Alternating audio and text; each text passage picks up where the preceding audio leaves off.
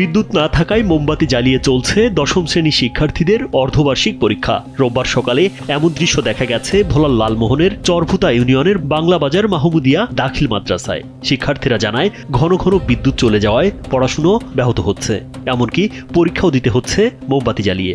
স্থানীয়দের অভিযোগ, উপজেলার বিভিন্ন এলাকায় প্রতিদিন প্রায় 14 থেকে 16 ঘন্টা বিদ্যুৎ থাকে না। আর অভিভাবকরা বলছেন ভোলায় বিদ্যুৎ উৎপাদন হলেও স্থানীয়রা কাঙ্ক্ষিত সেবা পান না। দীর্ঘ লোডশেডিং এর পাশাপাশি বিদ্যুৎ বিলেও অসঙ্গতি রয়েছে বলে তারা দাবি করেন। তবে লালমোহন পল্লী বিদ্যুৎ জোনাল অফিসের deputy general manager Mahmudul Hasan জানান, সাম্প্রতিক টানা বৃষ্টি ও দমকা হাওয়ায় বিভিন্ন স্থানে গাছের ডালপালা বিদ্যুৎ লাইনের ওপর পড়ে এবং লাইনে ত্রুটি সৃষ্টি হওয়ায় এই পরিস্থিতি তৈরি হয়েছে। সমস্যা সমাধানে কর্মীরা কাজ করছেন।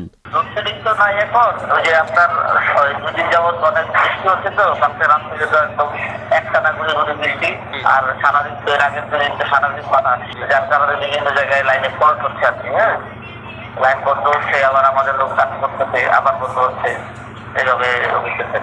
বৃষ্টি যখন একটানা হয় তখন মাটি নরম হয়ে গাছ কাজ করে যায়, কারণ উপরে বুঝতে পারছেন। হ্যাঁ, প্রাকৃতিক কারণে ফল্ট হচ্ছে।